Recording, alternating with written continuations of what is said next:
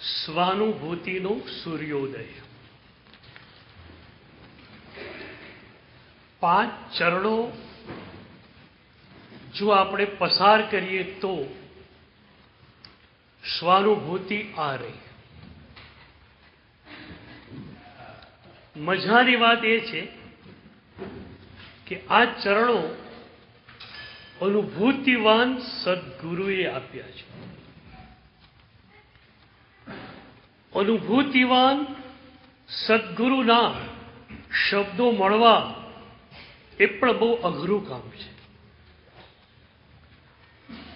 અનુભૂતિના શિખર ઉપર જે બિરાજમાન હોય છે એને શબ્દોની તલેટી આવવાનું ગમતું નથી. આનંદ ઘનજી ભગવંતની 24મી આપણને મળી ગઈ. સી રીતે મળી ગઈ? બહુ જ મજાની ઘટના છે. આનંદ ઘનજી ભગવંતે પોતે એ સ્તવનો લખ્યા નથી, કોઈની પાસે લખાવરાવ્યા પણ નથી. તો સી રીતે મળ્યા? કિંવદંતી એવી છે, એકવાર આનંદ ઘનજી ભગવંત જંગલમાં આવેલ કોક દેરાસરમાં ગયેલા. ઋષભદેવ પરમાત્મા મૂળદાયક તરીકે બિરાજમાન સામે બેઠા છે અને અંદરથી અનુભૂતિ શબ્દોમાં પ્રગટવાની ચાલુ થઈ ગઈ. આને આપણે ત્યાં પરાવાણી કહેવામાં આવે છે. પરાવાણી જેમાં હ્યુમન ટચ ન હોય, માત્ર ડિવાઇન ટચ હોય. બાય ધ વે વચ્ચે એક વાત કરું. અરવિંદ આજના યુગના બહુ મોટા યોગી થયા. એમનું એક પુસ્તક છે સાવિત્રી, બહુ ટફ ગણાય છે. એ સાવિત્રી ઉપર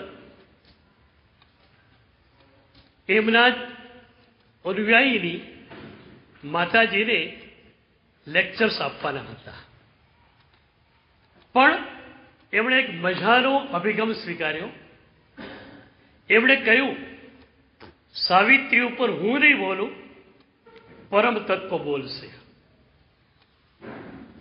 શું કર્યું એમણે? 9 વાગ્યાનો ટાઈમ સવારનો પ્રવચનનો. પોતે આવીને ખુરશી પર બેસી જાય. ઓડિટોરિયમ આખું 9 વાગ્યા પહેલા ભરાઈ જાય. 9 વાગે ઓડિટોરિયમના બારણા બંધ થઈ જાય. અડધો કલાક આખું જ ઓડિયન્સ ધ્યાનમાં જતું રહે. માતાજી પોતે પણ ધ્યાનમાં જતા રહે. 9:31 માતાજી આંખ ખોલે. સાવિત્રીનું પુસ્તક એમના ટેબલ ઉપર પડેલું હોય. એમ જ એ પાનું ખોલે. જે પાનું આવ્યું અને પહેલો જે પેરેગ્રાફ એમાં હોય એ વાંચવાનો અને એના ઉપર અડધો કલાક લેક્ચર આપવાનો. અને ફરી પાછું અડધો કલાક આખું ઓડિટોરિયમ ધ્યાનમાં જતું રહે. 1.5 કલાક લોકો બેસે, પ્રવચન ખાલી 30 મિનિટનું. એ પ્રવચનો છપાયેલા છે, મેં વાંચેલા પણ છે, અબાઉટ ધ સાવિત્રી. પણ વાંચતા લાગે કે રિયલી એમાં હ્યુમન ટચ નથી, માનવીય સંસ્પર્શ નથી, ડિવાઇન ટચ છે, દિવ્ય સ્પર્શ છે. તો માતાજીએ એક બહુ વિચાર સરસ કરેલો કે મારે બોલવું છે અને હું વિચાર કરીને જઈશ તો મારો વિચાર વચ્ચે આવશે. મને પણ ખ્યાલ જ નથી શું બોલવાનું છે મારે.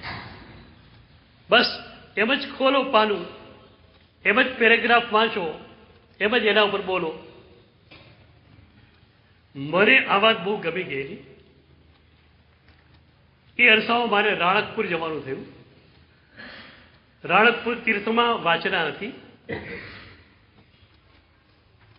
તો મેં વિચાર કર્યો કે પન્યાસજી ભગવંત ભદ્રંકર વિજય મહારાજ સાહેબ રાણકપુર ખૂબ રહેલા હતા, એટલે એમનું ઓરા ફિલ્ડ રાણકપુરમાં હતું. પ્રભુનું તો હતું જ, એ સદગુરુનું ઓરા ફિલ્ડ ત્યાં હતું. તો મને થયું કે મારે શું કરવા બોલવું જોઈએ. એ પરમ ચૈતન્ય અને ગુરુ ચૈતન્ય જ બોલે, તેના માટે મેં પણ આ અભિગમ સ્વીકારેલો. પન્યાસજી ભગવંતનું પુસ્તક મારી સામે હતું, પરમ તત્પરની ઉપાસના. અને પછી અડધો કલાક બધા ધ્યાનમાં જતા રહીએ. આંખ ખોલવાની, પુસ્તક ખોલવાનું, જે પાનું હાથમાં આવ્યું પહેલો પેરેગ્રાફ જે હોય એ વાંચવાનો, એના ઉપર બોલવાનું. આવી રીતે પરાવાણીને સંગ્રહિત કરવાના ઘણા બધા પ્રયત્નો થયા છે કે તમે એમાં વચ્ચે ન હો. તમારા માટે એક નાનકડું સરસ પ્રેક્ટિકલ એપ્રોચ આપો પરાવાણી માટેનું, કે એક સૂત્ર છે, એનો સામાન્ય અર્થ તમે જોઈ લીધો, પછી એ સૂત્રનો વિશેષ અર્થ પણ જોઈ લીધો. એ પછી પરાવાણીનો ક્રમ આવે છે. મેં ઘણા બધા ગ્રંથોને આ રીતે જોયા છે. ઉત્તરાધ્યાય સૂત્ર આખો સ્વાધ્યાય થઈ ગયો, એની 3, 4, 5 ટીકાઓ છે, બધી જોવાઈ ગઈ. હવે જો મારી બુદ્ધિ લઈને હું બેસું તો મારી બુદ્ધિ કમ્પેરેટિવ સ્ટડીથી આગળ ન જાય, તુલનાત્મક અભ્યાસ આપી શકે. આ ટીકાકારે આ ભાષ્યકારે આ અર્થ કર્યો, આ ભાષ્યકારે આ અર્થ કર્યો. હું શું કરું, માત્ર એ મૂળ શબ્દો પ્રભુના એ હોય મારી સામે, હું હો, વચ્ચે કોઈ બુદ્ધિ નહીં, વચ્ચે બીજું કશું જ નહીં, કંઈ વિચારવાનું પણ નહીં. ખાલી એ શબ્દો સામે જોવાનું, મનમાં કંઈ ઉગે તો નોંધી લેવાનું. તો આપણો સ્વાધ્યાયનો આ ક્રમ છે. સૂત્રાનુપ્રેક્ષા, અર્થાનુપ્રેક્ષા અને પછી અવતરણ. ઉપરથી જે આવે છે એને તમે ઝીલો. તો આનંદઘનજી ભગવંત એ દેરાસરમાં ગયા અને પરાવાણી ચાલુ થઈ ગઈ. ऋषभजिरेश्वर प्रीतम माहरो रे और अल चाहो रे कंद. ખરેખર સ્તવનો બધા બોલાઈ પણ ગયા હોત અને એ જ વાતાવરણમાં રહી ગયા હોત, આપણા સુધી આવત નહીં. પણ આપણા સદભાગ્યે જ્ઞાન વિમલસુરી મહારાજને એ જ વખતે અચાનક ત્યાં જવાનું થયું. પાછળ બેઠેલા અને આ પરાવાણી શરૂ થઈ અચાનક જ. ઋષભજીરેશ્વર પ્રીતમ મારો. જ્ઞાન વિમલસુરી મહારાજ પણ બહુ મોટા ગજાના ભક્તિ યોગાચાર્ય છે, પણ આ શબ્દો સાંભળીને એ પણ અવાક થઈ ગયા. આ શબ્દો આ તો પરાવાણી છે. નોટ અને પેન સીલ એમની પાસે હતી. તરત જ એમણે નોટ ડાઉન કરવા માંડ્યું. 2424 તો એમણે લખી લીધા.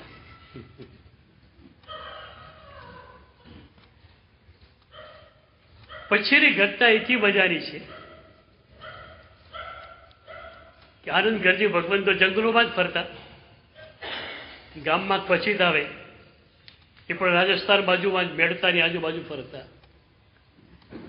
જ્ઞાન વિમલસુરી મહારાજ સાહેબ સુરત પધારેલા ગુજરાતમાં, અને એમને વિચાર થયો કે આ સ્તવનો તો લખાઈ ગયા 24, પણ એનો અર્થ સામાન્ય માણસો નહીં કરી શકે.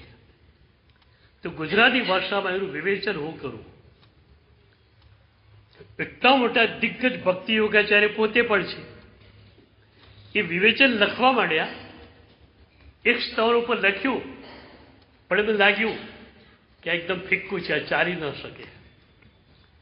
આનંદગણજીના જે શબ્દો છે એ શબ્દોનો તો આમાં અર્થ આવતો જ નથી. ત્યારે એમને થયું શું કરવું જોઈએ. અનુભૂતિવાન ગુરુ એ પણ હતા. એમને ખ્યાલ આવી ગયો કે ધ્યાનની પૃષ્ઠભૂમિકા પર ગયા વિના આ ગ્રંથો ઉપર હું લખી નહીં શકું. એટલે સુરતની અંદર 6 મહિના એ સૂરજમંડળ પાર્શ્વનાથના ભોયરામાં કલાકો સુધી ધ્યાન દશામાં બેઠેલા. લખવાનું બાજુમાં મૂકી દીધું. ભગવાન પાસેથી પરમ ચૈતન્ય પ્રાપ્ત કરી લો. 6 મહિના સમજો કે સવારથી સાંજ સુધીમાં જેટલો પણ સમય મળ્યો એમને એ ભોયરામાં આવીને ધ્યાન કરવા માંડ્યા. અને 6 મહિના પછી આપણે કલમ ઉપાડી અને પછી એમણે આખો અર્થ લખીને આપ્યો. એક બહુ મજાની વાત બાય ધ વે કહું કે ભોયરાના દેરાસરો બહુ જ મહત્વના છે. પરમ ચૈતન્યની વાત તો તમે જાણી છે કે પરમાત્માના દેહમાંથી સતત ઉર્જા નીકળી રહી છે. પણ જો ભોયરાનું મંદિર હોય એ ઉર્જા ત્યારે ત્યાં ઘુમરાતી હોય છે. મેં અમદાવાદના ઘણા બધા ભોયરાવાળા દેરાસરો જોયા. એટલી સરસ સિસ્ટમ્સ આપણા પૂર્વજોએ વિચારેલી. વાઘણપોળના અમદાવાદના એક દેરાસરમાં નીચે ઉતર્યો હું. મેં નોટ ડાઉન કર્યું 40 પગથિયા નીચે ઉતર્યું ત્યારે ભોય તળિયું આવ્યું. અને એ પગથિયા પણ 6 ઇંચના અત્યારે હોય છે એવા નહીં, 8, 9 ઇંચના પગથિયા. એટલી ઊંડે ગયા પછી પ્રભુની ઓરા તો મેં લઈ જ લીધી, પણ પછી મેં અભ્યાસ કર્યો તો ભીતો બહુ જ જાડી એ વખતે રાખતા. મંદિરોની ભીત આમ પણ થોડી જાડી હોય, એ લોકો તો 4 ફૂટ 5 ફૂટની ભીત રાખતા, જેની બહારના પર્યાવરણની અંદર અસર ન થાય. વેન્ટિલેશન મૂકેલું પણ એ રીતે કે એક વેન્ટિલેશન પોળમાં પડતું હોય પણ એ સીધું ભોયરામાં નહીં આવે. પોળમાં જે છે વેન્ટિલેશન, પોળમાંથી હવા લેનારું, એ ભીતની અંદર જ ખુલશે. જાડી ભીત છે, ભીતમાં ખુલશે. ભીતમાં બાજુ પોલાણ હશે, એમાં બીજું વેન્ટિલેશન આવશે. ત્રીજા કે ચોથા વેન્ટિલેશને એ હવા ગળાઈને અંદર આવશે. એટલે પૂરી કોશિશ આપણા પૂર્વજોએ એ કરી કે ભગવાનની બોડીમાંથી જે ઉર્જા પ્રગટ થઈ રહી છે એ ઉર્જા ત્યારે ત્યાં રહે. અને પછી ભક્ત માત્ર ભક્તિની ધારામાં અંદર ઉતરે એટલે એને પરમ ચૈતન્યના વિકિરણો મળી જાય. મંદિરોનું આખું તંત્ર હતું. પણ હવે શું થયું? ટ્રસ્ટીઓ તજગ્રહ ગુરુઓની માર્ગદર્શન લેવા આવતા નથી. ટ્રસ્ટીઓ સોમપુરાનું માર્ગદર્શન લે. સોમપુરાને જેમ બધું ઘનફૂટ થાય એમાં મજા આવે. એ તો ઘનફૂટ ખડકી નાખે, આરસ વધારે ખડકી નાખે, તમારો પૈસા વધારે જાય. 100 વર્ષ પહેલાનું એક દેરાસર એવું નથી જેમાં બારીઓ હોય. બારીઓ હોઈ શકે જ નહીં મંદિરમાં. ત્યાં અંધારું રાખવાનું છે. ગર્ભગૃહમાં પણ અંધારું, મંડપમાં પણ અંધારું. ગર્ભગૃહ માટે તો સીધી વાત, there should be only one door, માત્ર એક જ દ્વાર હોય. બધી જ ભીતોમાં બિલકુલ આરસ જ આરસ કે પથ્થર. તમે વેન્ટિલેશન પણ મૂકી ન શકો ગભારામાં. કાચ પણ મૂકી ન શકો કે કાચ દ્વારા પ્રકાશને લાવી દઈએ.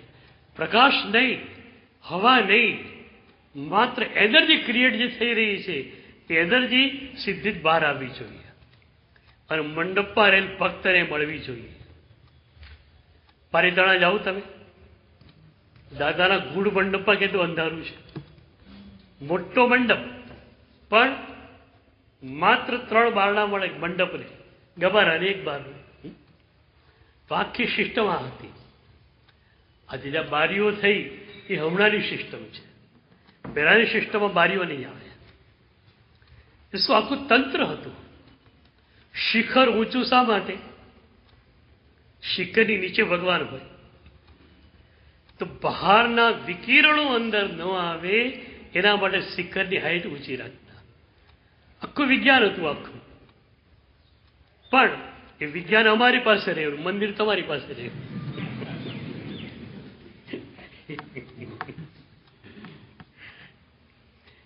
ક્યારેક કોઈક લોકો મારી પાસે આવે, 10 કરોડનું 15 કરોડનું મંદિર બનાવવાનું હોય, પ્લાન લઈને આવે. એવો પ્લાન હોય, બારીઓ જ બારીઓ ખડકી નાખેલી હોય. હું એમને કહું કે ભાઈ તમે અમારી સલાહ લો તો ઠીક છે, સલાહ ન લો કદાચ તો પણ તમારા માટે આ કરો એને વાંધો નથી. કમસે કમ અમારા જેવા માટે નીચે થોડું ભોયરું બનાવજો અંધારાવાળું. કે ભાઈ એક જ પરમાત્મા હોય અને અમે લોકો ધ્યાન કરી શકીએ. તો પરાવાણી એટલે હૃદયમાંથી સંસ્ફૂર્ત વાણી, કાઢેલી નહીં નીકળેલી અનુભૂતિ શબ્દનો દેહ પકડે અને જે તમારી પાસે આવે એ પરાવાણી. તો દેવચંદ્રજી મહારાજના શબ્દો પરાવાણી છે. અને આપણે આજે 5 ચરણો સ્વાનુભૂતિના સૂર્યોદયમાં ગોઠવ્યા છે એ દેવચંદ્રજી મહારાજ સાહેબે આપ્યા છે.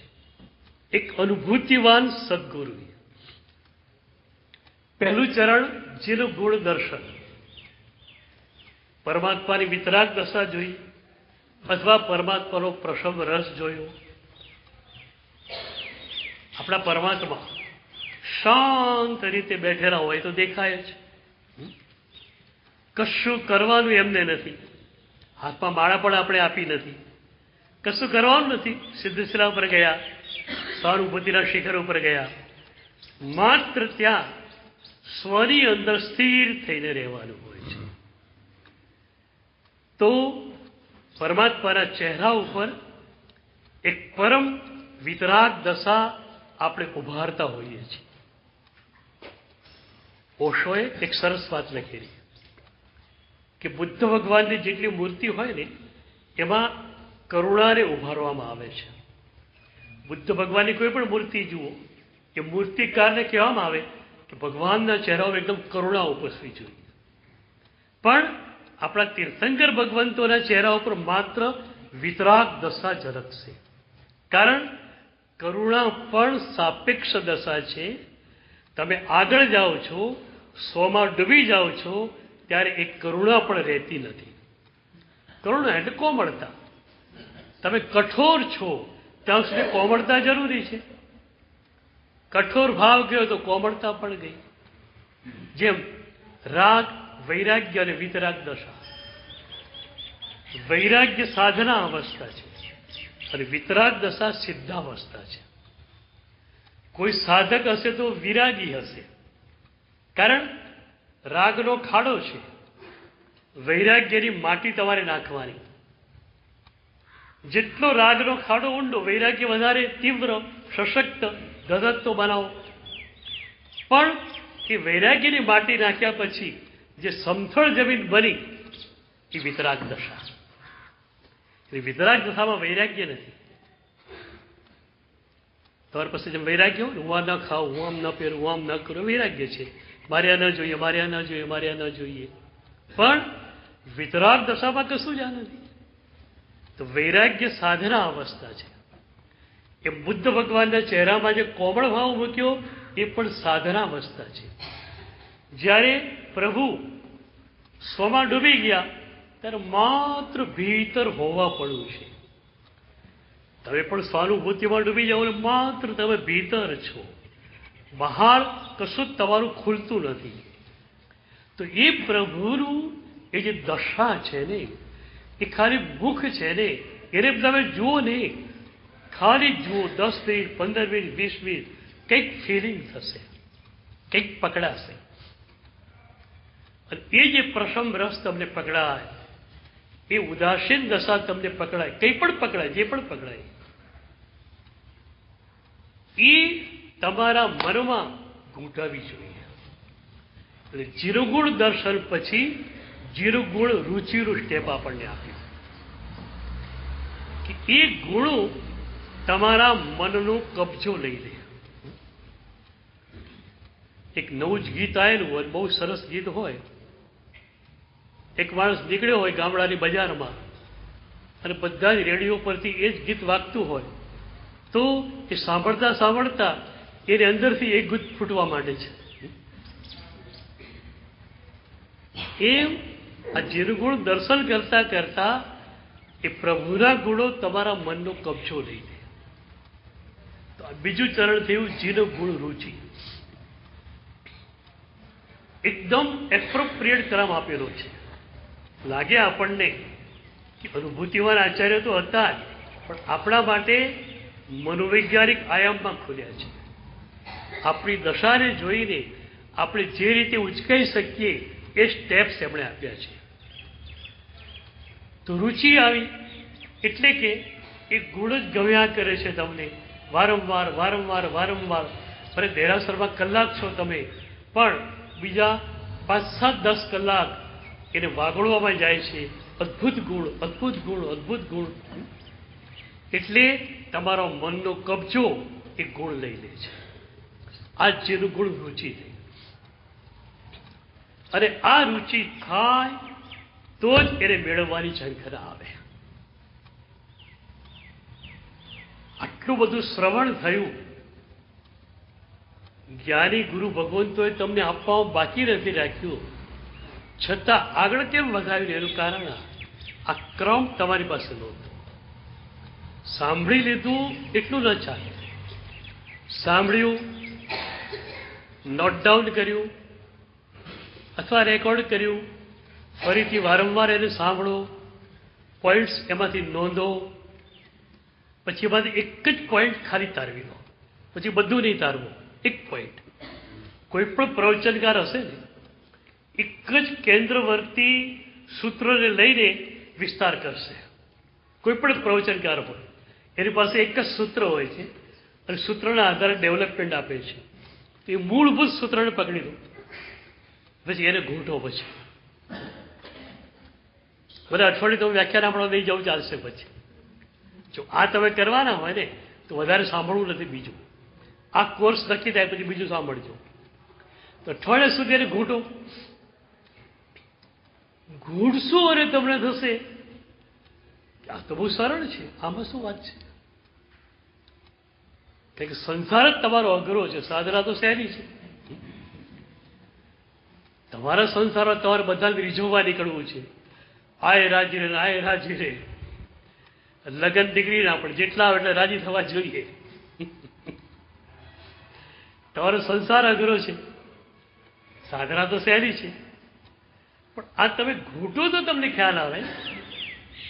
એટલે એ જે મૂળ પોઈન્ટ તમે સાંભળ્યો એ તમારા મનમાં 5-7 દિવસ ઘૂમરાવો જોઈએ.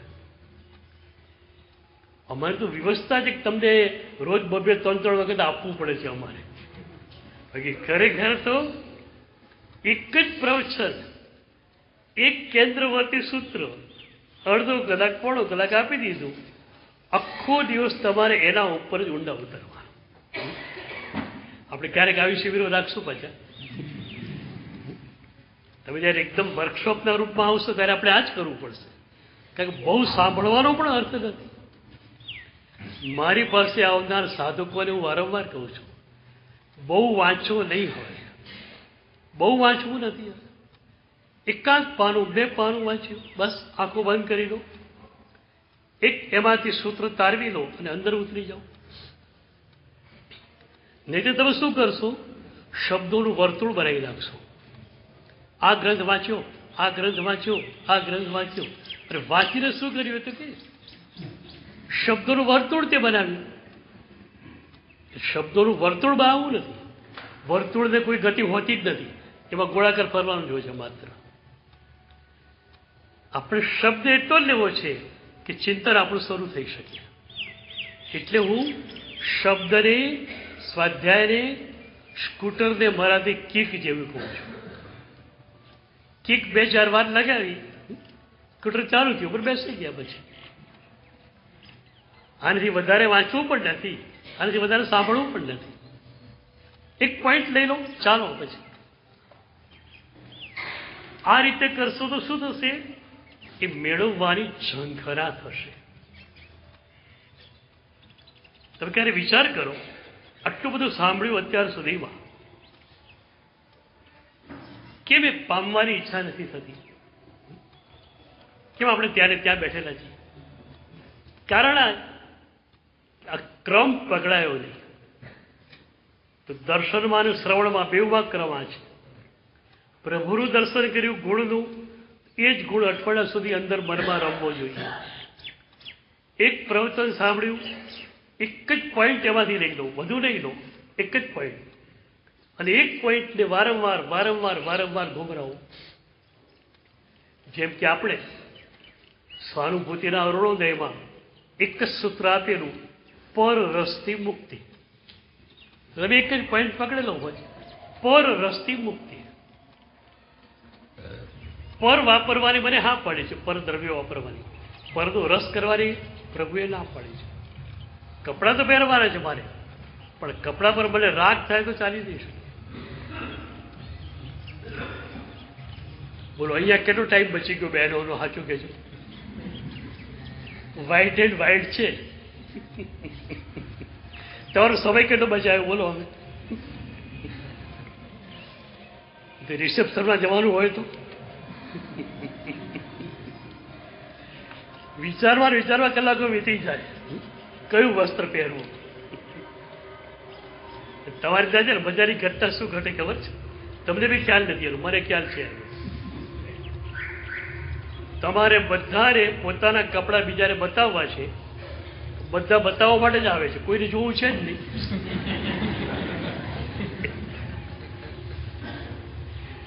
એટલે હરામ તમારો ડ્રેસ જોવાનો હોય તો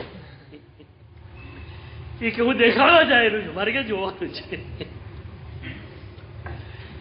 આવી ખોટી કસરતમાં કેટલા કલાકો બગાડ્યા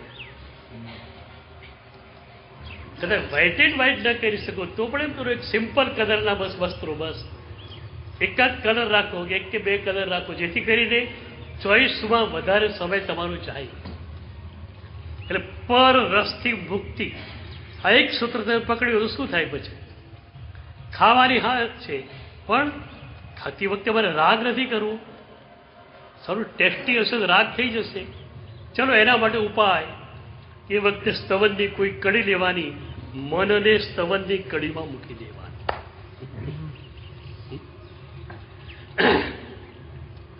મન સ્તવનની કડીમાં હોય, શરીર ખાઈ લે, મનને યાદ જ ન હોય પછી પાછળથી સ્મરણ કોણ કરશે? તો જીરો ગુણ દર્શન, પછી જીરો ગુણ રુચિ, અને જીરો ગુણ રુચિ પછી ત્રીજું ચરણ શું આવે છે? જીરો ગુણ પ્રાપ્તિની ઝંખના. હવે એમ થશે કે આ પ્રસંગ રસ તો મારી ભીતર પણ છે, અને છે જ મારી ભીતર. કારણ સત્તા રૂપે હું ને પ્રભુ બે સરખા જ છીએ. પ્રભુમાં અનંત ગુણો ખુલ્લા થયા છે, મારામાં અનંત ગુણો ઢંકાયેલા પડ્યા છે. વાત તો એક ને એક જ છે.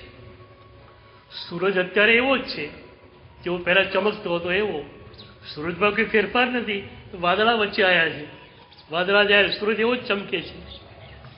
કે મારામાં અને પ્રભુમાં સત્તા રૂપે ફેરફાર નથી. ચીર સત્તા એ જ નીચે સત્તા છે. તો મારામાં પણ આ ગુણ છે, તો મારી ભીતર જે ગુણ છે એનું કેમ ન પામું? એટલે આપણને ઈચ્છા થશે કે ચાલો હવે આ ગુણને મારે પામવો છે, ઉદાસીર દશાને મારે પામવી છે, અથવા પ્રસંગ રસને મારે પામવો છે.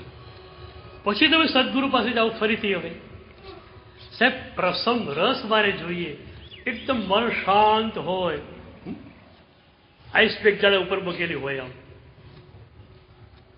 બોલો, નિમિત્તોને કારણે તમે ગુસ્સે થાઓ છો કે તમારા હૃદયની નિર્મળતા નથી માટે ગુસ્સે થાઓ છો? એને શું બોલવું એ જાણે, તમારું શું લેવું તમે નક્કી કરો. ઘણી વાર કહું, ખજૂરની પ્રભાવના કોઈએ કરી. ઠળિયા સાથે ખજૂર છે, 100 ગ્રામનું પેકેટ ભેટમાં આપ્યું પ્રભાવનામાં, 1000 જણાને આપ્યું હોય, પછી ઝઘડો કરવા કેટલા લોકો આવે એની જોડે? આવે કેમ? ખજૂરમાં ઠળિયા નતા? ઠળિયાવાળી ખજૂર કેમ આપી? ઝઘડો ના કરે? પણ તમે શું કરો? ખજૂર ખાઈ જાઓ, ઠળિયો ફેંકી દો. આવડે છે ને આટલું? તો આજ શીખી જાઓ. કોકે કંઈક કહ્યું, લેવા જેવું લઈ લો, બીજું ફેંકી દો. આમાં ગુસ્સો થવાની વાત ક્યાં આવી? બોલો, આમાં ગુસ્સે થવાની વાત ક્યાં આવે છે? તમારે તમારા પ્રસવ રસને જો ડેવલપ કરવો હોય તો દુનિયાનું કોઈ નિમિત્ત એવું નથી જે તમારા પ્રસવ રસને તોડે. તમે જ માત્ર તમારા પ્રસવ રસની ધારાને તોડનારા છો. અને આ સૂત્ર સમજી લેશો ને તો તમારી પ્રસવ રસની ધારા ક્યારે તૂટશે નહીં. એ બોલ્યો, સારું હોય લઈ લો, મારા માટે ઉપયોગી લઈ લો, બિનઉપયોગ મૂકી દઉં. કદાચ એનું પ્રેઝન્ટેશન બરોબર નથી, એ એકદમ સ્મૂથલી બોલતા શીખેલ નથી, રફલી બોલે છે, તો કઈ વાંધો નહીં. એની વાણીમાં સત્યનો અંશ જે છે એવું લઈ લો, જેથી મારા માટે કામનો થઈ જાય. આમાં ગુસ્સે થવાની વાત ક્યાં આવે? તમે ગુસ્સે કેમ થાવ છો? તમને સમજ્યા નથી માટે. મને આમ કહેનાર કોણ? એટલે હું આવી ગયો. અહંકાર એ તો તમારા બધા રોગોનું મૂળ છે. પાછું મને કેમ કીધું, મને કહેનાર કોણ? પણ હું એટલે ચૈતન્ય ઘન આત્મા, હું એટલે આનંદ ઘન આત્મા. તો ભાઈ કોને કહ્યું? આણે તમારા શરીરને કહ્યું કે આનંદ ઘન આત્માને કહ્યું? કોને કહ્યું? કોને કહ્યું? તો મને ક્યાં કહ્યું છે? ગજ સુખવાલ બોલી આ જ વાત કરેલી, પાડોશીની આગ માજી આપણો અળગો કે. પાડોશી જ આગ લાગી છે, મારે ત્યાં ક્યાં લાગે? શરીર એટલે પાડોશી. ઘેરના અંગારા માથામાં ભરાયેલા છે. શું કે છે? પાડોશીની આગમાં આપણો અળગો કે. આપણા ઘરમાં કઈ નથી, આપણા ઘરમાં મજા છે. તો પ્રસવ રસને પામવાની એક ઝંખના થાય છે, અને ઝંખના થશે તો જ તમે સદગુરુ પાસે ફરીથી આવશો. એ આવશો એ સાચી રૂપે આવશો. અત્યાર સુધી આવ્યા ને, કદાચ પરંપરાને કારણે આવ્યા, મારા સાહેબ પાસે જવું જોઈએ, પ્રવચન સાંભળવું જોઈએ. એમાંય આ બધા અગ્રણી માણસો હોય ને, એ બધું એવું થાય, મારા સાહેબને લાયા ચોમાસું, આપણે ન જઈએ તો સંગૃહ કેવું લાગે પાછું.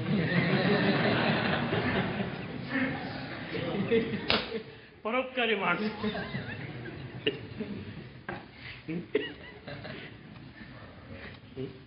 સંઘ માટે આવી જાય.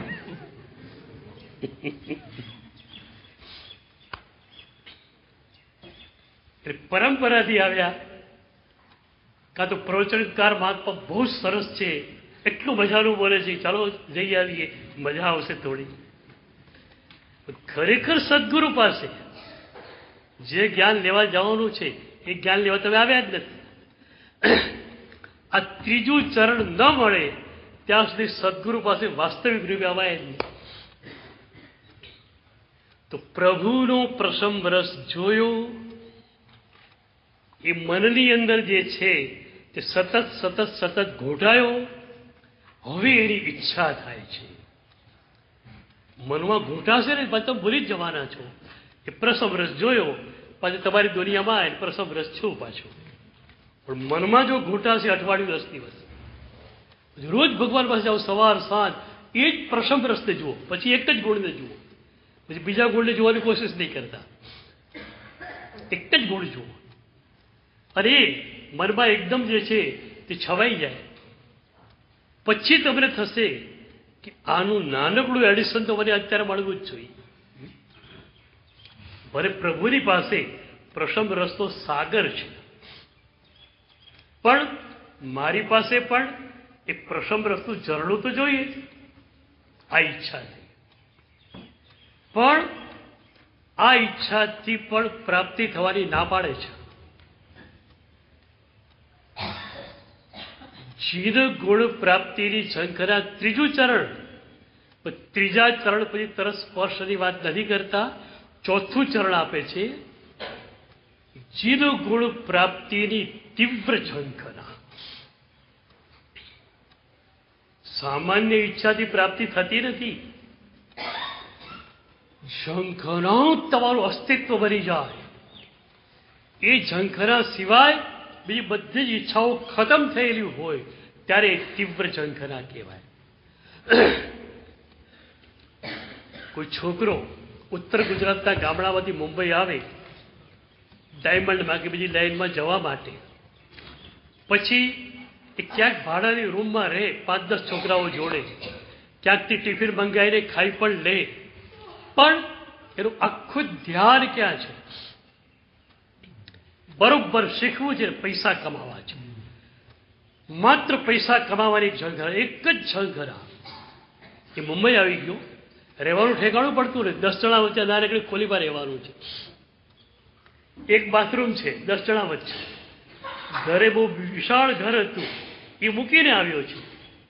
ખાવાનું ઘરે એની મા બનાવીને આપતી ગરમા ગરમ, એ નથી. ટિફિનનું ગમે તેવું ખાવું પડે છે, પણ એની ઝંખના માત્ર એક છે, પૈસા કમાવા છે. એટલે પૂરું મન એક ઝંખનામાં આવી ગયું. કબીરજીએ એક બહુ સરસ વાત લખી છે કે ચાલો સદગુરુ પાસે તમે ગયા, સાંભળવાની ઈચ્છા છે એવું તમે માનો છો, પણ ખરેખર શ્રવણ રુચિ ક્યારે કહેવાય, કે શ્રવણ યોગ ક્યારે કહેવાય? એટલું સરસ પદ એમણે આપ્યું, સબ તન ભયે શ્રવણ. કબીરજી કહે છે સબ તન ભયે શ્રવણ. તમારું આખું શરીર કાન બની જાય ત્યારે શ્રવણ યોગ આવેલો કહેવાય, ત્યારે શ્રવણની રુચિ આવેલી કહેવાય. મતલબ કે ખાવું પડ્યું ખાઈ લીધું, રસ એમાં નથી. ક્યારે સદગુરુનું પ્રવચન છે, ક્યારે હું જલ્દી પહોંચી જાઉં. સબ તન ભયે શ્રવણ. પૂરું શરીર, પૂરું અસ્તિત્વ કાનમાં આવી ગયું છે.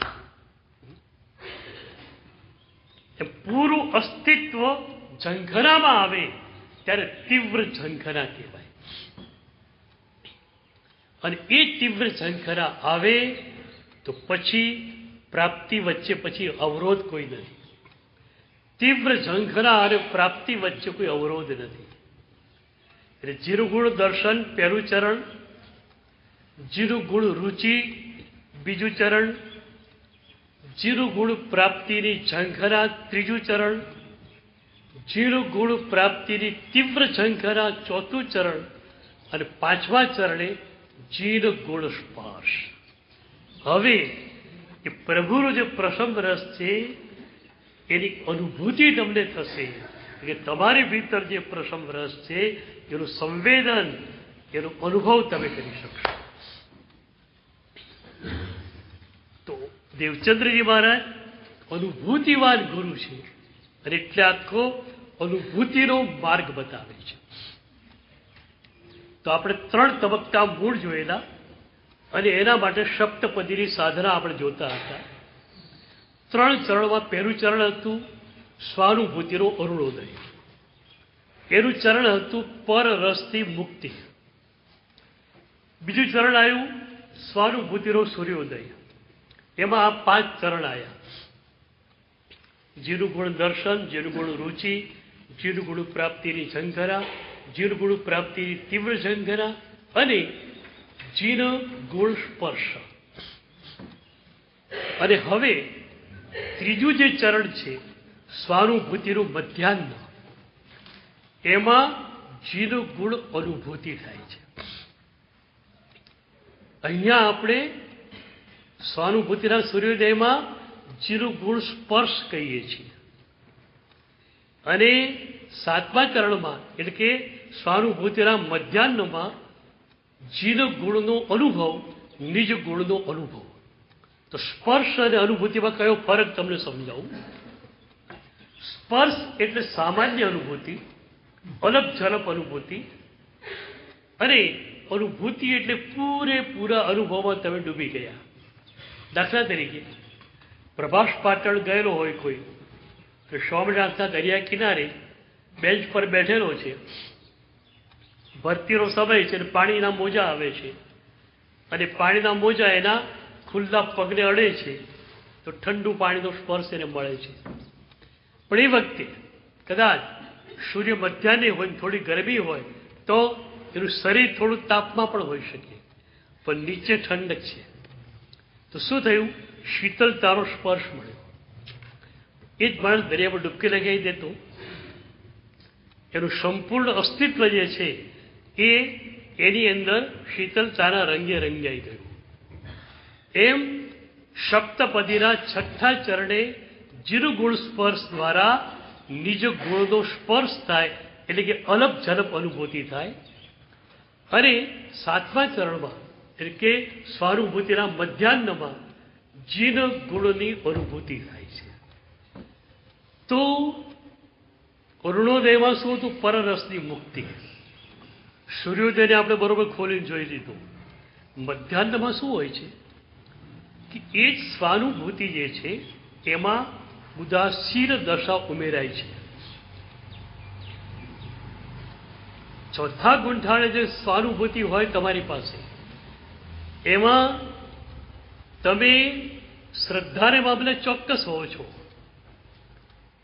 પણ ક્યારેક એવું બને છે કે ચારિત્ર મોહનો ક્ષયોક્ષમ ન હોય, એના કારણે મોહમાં તમે ખેંચાઈ પણ જાઓ. એટલે પાંચમા ગુંઠાણે, છઠ્ઠા ગુંઠાણે, સાતમા ગુંઠાણે જેમ જેમ ચારિત્ર મોહનો ક્ષયોક્ષમ થતો જાય, તેમ ઉદાસીન દશા આવતી જાય. અને એ ઉદાસીન દશા જ્યારે આ સ્વાનુભૂતિમાં મળે, ત્યારે સ્વાનુભૂતિ પ્રગાઢ બની જાય. આ રીતે ત્રણ ચરણો આપણી પાસે હતા, અને સપ્તપદીની સાધના આપણી પાસે હતી. એનો સ્વાધ્યાય આપણે કર્યો. આવતીકાલે આપણું મંત્ર દીક્ષાનું સેશન છે 9:30 વાગે, કે તે વખતે મંત્ર દીક્ષા એટલે શું, મંત્ર દ્વારા શું થાય, એ બધી વાતો કહેવામાં આવશે. અત્યારે એક મેગેઝિનનો સામયિકનો બીજો અંક જે છે એનું વિમોચન થઈ રહ્યું છે. એ સામયિકનું નામ છે પરાવાણી. આપણા પૂર્વ પુરુષોએ જે પરાવાણી આપણને આપી છે, એ પરાવાણીનો એમાં સંગ્રહ થયો છે. અને આજના બહુ સારા ચિંતકોએ પણ એ પરાવાણીને ઉદ્દેશીને જે કંઈ લખ્યું છે એ બધું એમાં સંગ્રહિત થયું છે. અને એ પરાવાણી તમારા ટેબલ ઉપર હોય તો તમે સતત સ્વાધ્યાય દ્વારા પણ તમારી ભીતર જઈ શકો એમ છો. એવી વ્યવસ્થા બહુ સરસ રીતે ગોઠવાઈ ગઈ છે, અને તમારા ઘર સુધી એ સામયિક આવી શકે એવી વ્યવસ્થાપકોએ કરી છે. વિનંતી કરી નરેશભાઈને, વિજયભાઈને, મોહનભાઈ ઉપાધ્યાયને, કલ્પેશભાઈ. આપણું પ્રેક્ટિકલ સેશન બાકી છે. બાજુ બેસો. પ્રેક્ટિકલ સેશન બાકી છે. જેની આ મોબાઈલ અજીતભાઈ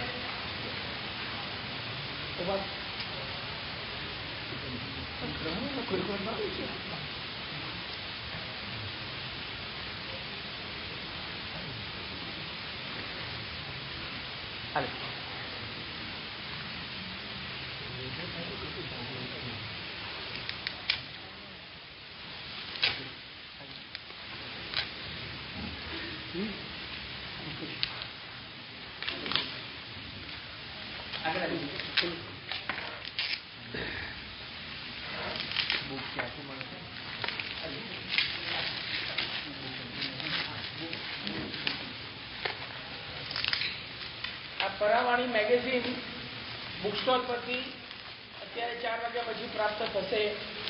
તેના પહેલા ભાગ આપણે ઓલરેડી વેચાણ ખાતે રાખ્યો હતો, ₹125 ચાર્જ હતો. આ બીજા ભાગનો ચાર્જ પણ 125 રૂપિયા છે. જેમણે છીરાવલામાં 1000 રૂપિયા આપીને 2 વર્ષની મેમ્બરશીપ લીધેલી છે તેઓને આ અંક કુરિયર દ્વારા આવતા અઠવાડિયે મળી જશે. જેમને મેમ્બરશીપ કરવી હોય તેઓ 500 રૂપિયામાં 1 વર્ષની મેમ્બરશીપ ત્યાં નોંધવી દેશે. તો અત્યારના 2 અંક અત્યારના મળી જશે અને બાકીના 2 અંકો આપણે કુરિયરમાં મોકલવામાં આવશે.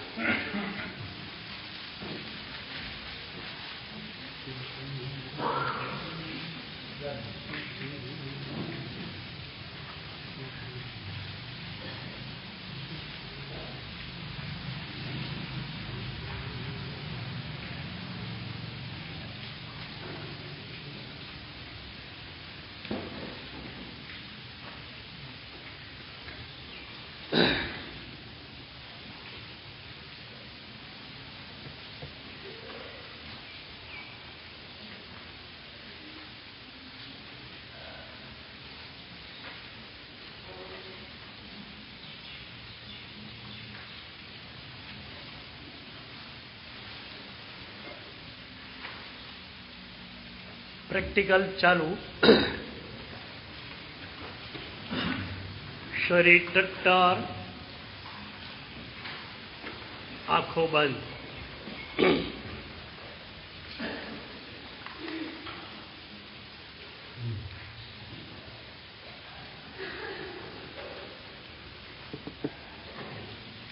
ધીરે ધીરે ધીરે શ્વાસ લો.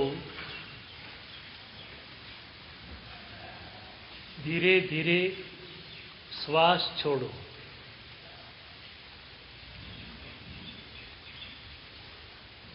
શ્વાસ લેવાય છે,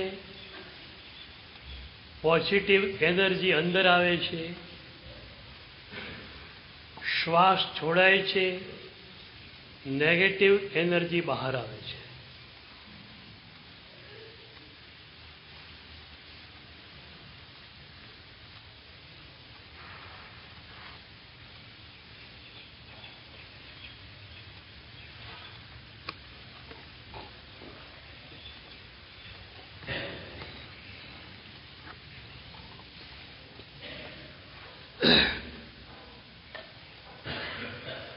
શ્વાસનો લય જો બરોબર પકડાઈ જશે તો એ લય પૂરા ધ્યાનાભ્યાસમાં ચાલ્યા કરશે. એટલે એક રિધમ જે અત્યારે નક્કી કરો એ રિધમ ઠેઠ સુધી ચાલવી જોઈએ. ધીરે ધીરે ધીરે શ્વાસ લેવાય, ધીરે ધીરે ધીરે શ્વાસ છોડાય. આખા સેશન દરમિયાન શ્વાસનો લય આ જ ચાલે, કારણ કે શ્વાસનો લય ધીમો પડશે એમ જ મનનો લય ધીમો પડવાનો છે.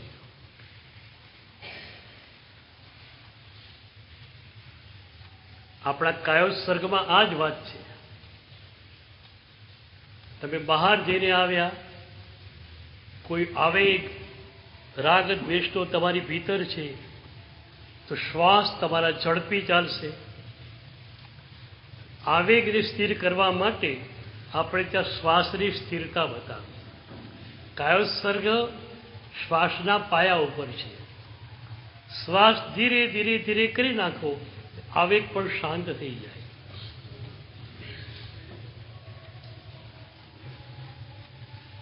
માત્ર ચેક કરી લો કે મન ક્યાંય બહાર જતું નથી ને કોઈ વિચાર ન જોઈએ.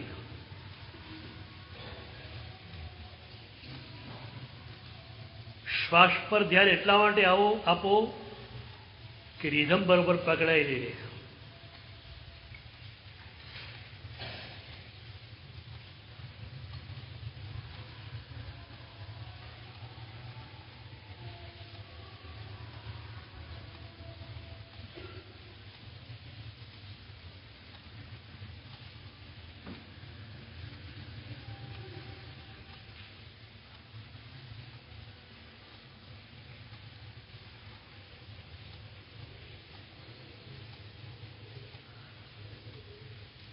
શ્વાસ લેવાઈ રહ્યો છે,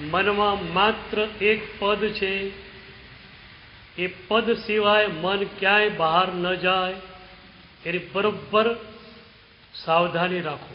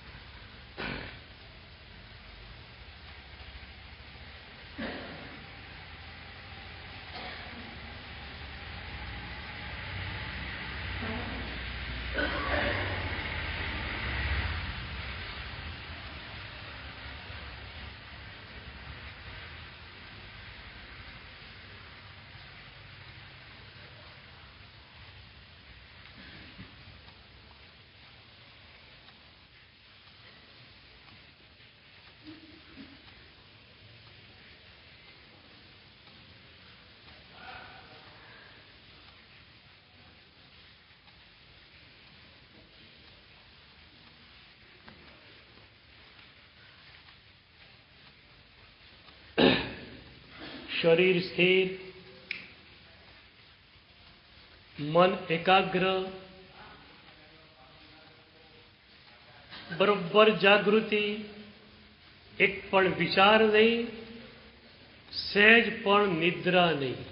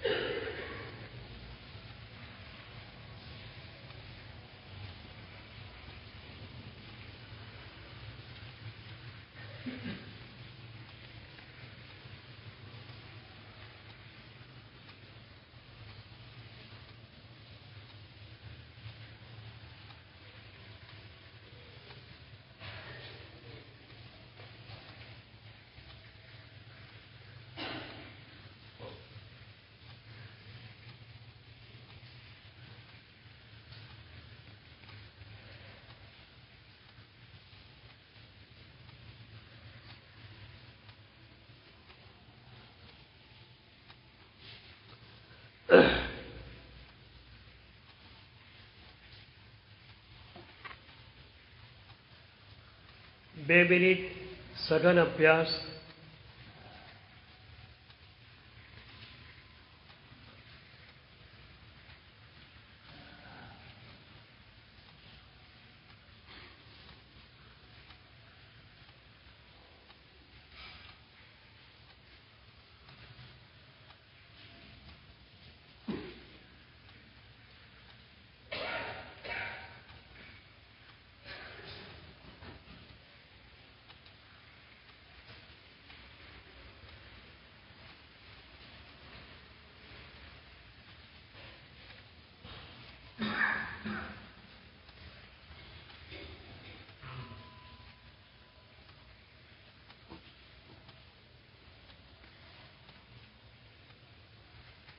એક મિનિટ સઘન અભ્યાસ.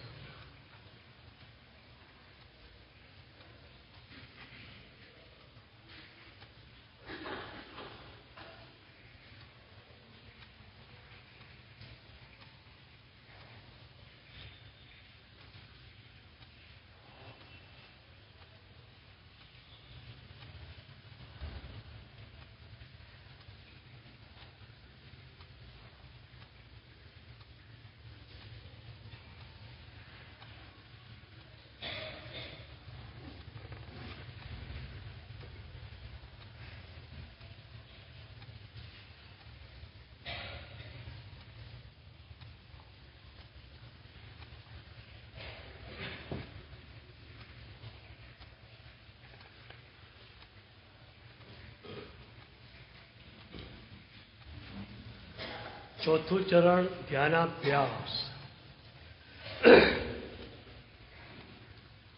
પદ છૂટી ગયું છે. તમે માત્ર શાંત ચિત્તે બેઠા છો.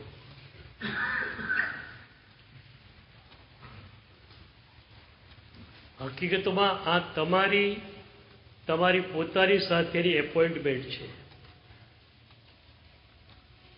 અત્યાર સુધી વિચારો જો તમારા વતી બીજાને મળ્યા કર્યા છે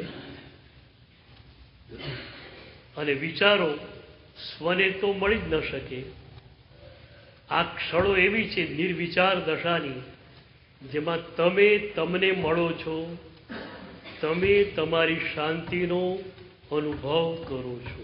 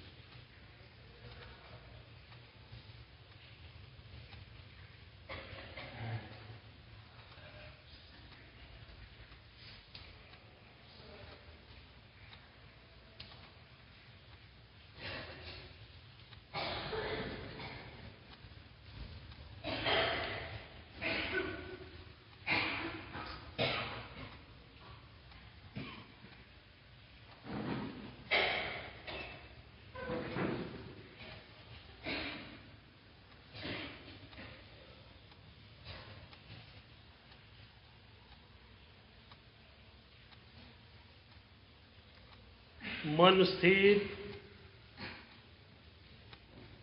તમે શાંત છો, પ્રશાંત છો. તમારી શાંતિનો તમે અનુભવ કરી રહ્યા છો.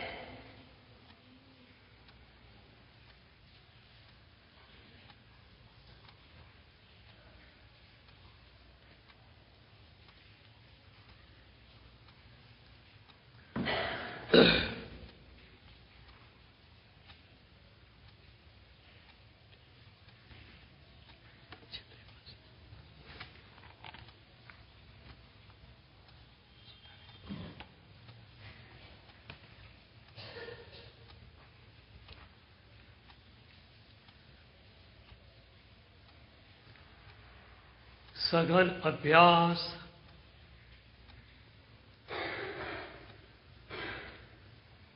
તમે શાંત ચિત્તે બેઠા છો.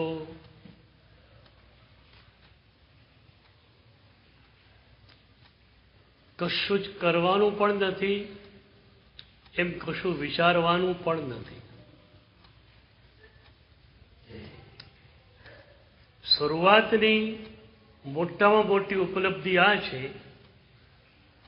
કે વૈભાવિક કૃત્યો તમારી પાસે ન હોય અને વૈભાવિક વિચારધારા તમારી પાસે ન હોય. આ દ્વાર મળી ગયા પછી તમે અંદર જશો અને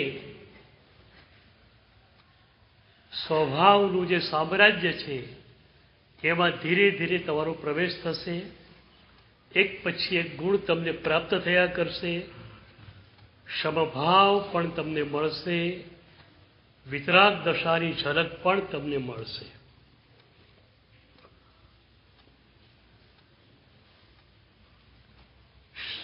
સાવધાની માત્ર આટલી જ છે, મન બહાર ન જાય, બરોબર ચેક કરીને જુઓ. તમને અત્યારે ખ્યાલ આવશે વિચાર કરનાર મન છે, પણ એના ઉપર જોનાર તમે છો. એક વિચાર કરનાર છે, એક જોનાર છે. 2 મિનિટ સઘન અભ્યાસ.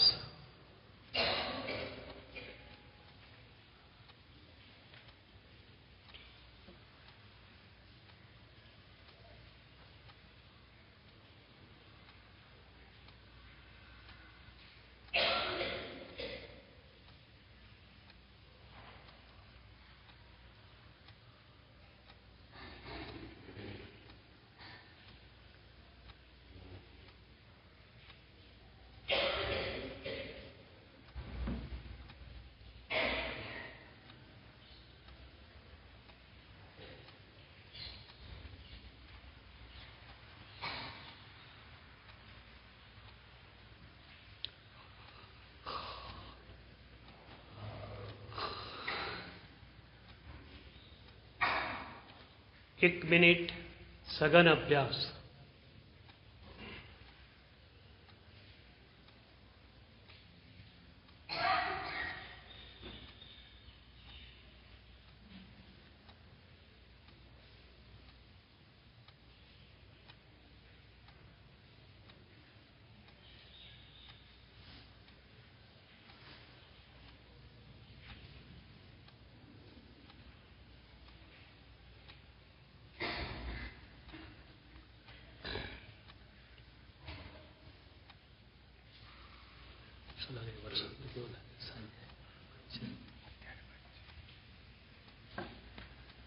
સાથે જવાશે એવું લાગે. અત્યારે બંધ છે.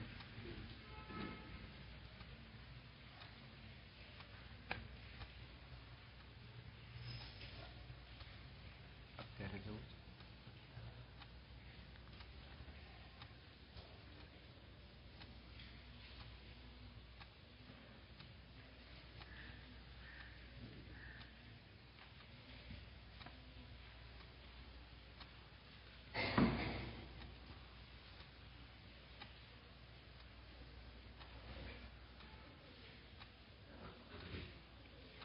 આંખ ખોલી શકો છો.